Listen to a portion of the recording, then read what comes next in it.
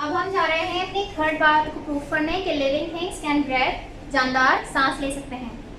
Page number 5 पर आ जाए तो आपको हेडिंग नजर आ जाएगी, पढ़ लेते हैं। All living things need to breathe air, तमाम जानदार सांस लेते हैं ऑक्सीजन हवा से, और हवा के अंदर ऑक्सीजन होता है, उसके जरिए हम सांस लेते हैं। Living things can not live without air, living things यानी कि जानदार बगैर सांस लिए जिंदा नहीं रह सकते। ठीक है। We take in air through our nose and mouth, हम सांस जो लेते हैं वो अपने मुंह से और नाक से लेते हैं। आगे कुछ उन लिविंग थिंग के बारे में बात की जा रही है जो लिविंग तो हैं लेकिन उनके पास ना ही माउथ है और ना ही नोज है। तो हम पढ़ लेते हैं कि वो कैसे सांस लेते हैं। सबसे पहले दी जा रही एग्जाम्पल किसकी, कैटरपिलर की। कैटरपिलर कीड़ा होता है, उसके बारे में बात कर रहे हैं। A caterpillar takes in air through small holes on the side of its body. Caterpillar जो सांस लेता है वो अपने स्मॉल होल से लेता है जो उसके बॉडी के साइड्स पर होते हैं। कैटरपिलर थोड़ा सा बना देते हैं।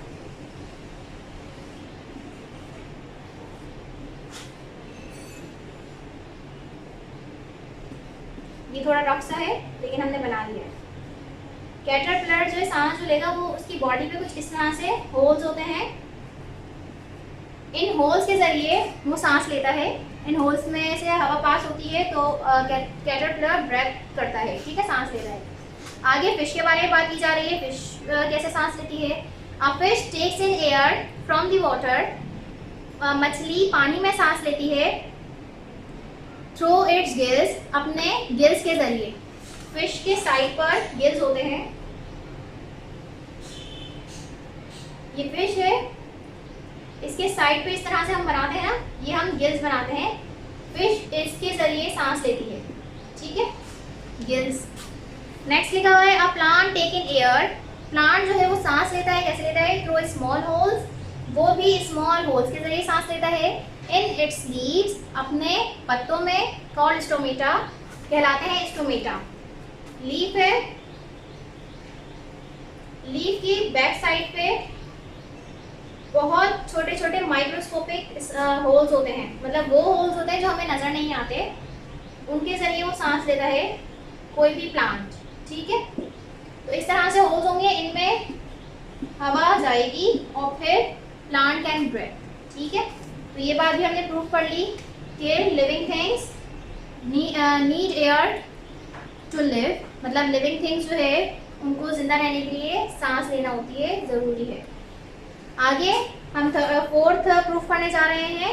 Living things can move, living things हरकत कर सकते हैं, मूव कर सकते हैं। कैसे कर सकते हैं देख लेते हैं। A fish swims in water, एक मछली तैरती है पानी में, यूजिंग इट्स टेल, फिश की मूवमेंट बता रहे हैं, using its tail and fins, यानी मछली पानी में जो तैरती है किसकी मदद से, आपने देखा भी होगा, अपनी दुम की वजह से और अपने परों की मदद से। नेक्स्ट लिखा हुआ है बर्ड के बारे में। A bird flies in air, bird जो है वो हवा में उड़ता है, यूजिंग इट्स विंग्स, अपने परों की मदद से। Frog, a frog hopes on land, frog के बारे में बात की जा रही है कि फ्रॉग कैसे मूव करता है लैंड पर, यूजिंग इट्स लेग्स, अपनी टांगों की वजह से। आगे बात की जा रही है स्नैक के बारे में, यानी कि सांप के बारे में। Snake glides on land, glides mean होता है फिसलना। ठीक है, स्नैक की कोई टांगे तो नहीं होती, तो उसकी बॉडी जो है वो जमीन पर क्या करती है, ग्लाइड करती है, फिसलती है, यूजिंग इट्स बॉडी, अपनी बॉडी की मदद से। आगे हमारे बारे में बात की जा रही है यानी कि ह्यूमंस के बारे में। वी वॉक, हम चलते हैं, रन, भागते हैं, एंड जंप, और छलांग लगाते हैं, यूजिंग आवर लेग्स, अपनी टांगों की मदद से। नेक्स्ट लिखा हुआ है प्लांट्स ऑल्सो मूव, प्लांट भी मूव करते हैं लेकिन हमें तो नहीं दिखते, कैसे मूव करते हैं देख लेते हैं। The roots of a plant move through the ground, plants की जो रूट है यानी कि जड़ें वो जमीन के अंदर मूव करती हैं। ठीक है।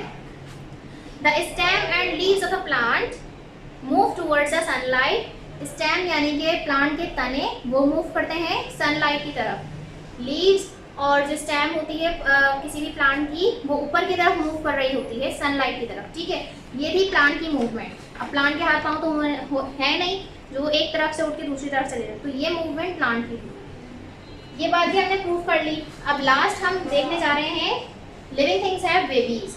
पेज नंबर 6 पर आ जाए, इसमें ये देख लेते हैं। Living things have babies, living things के बेबीज होते हैं।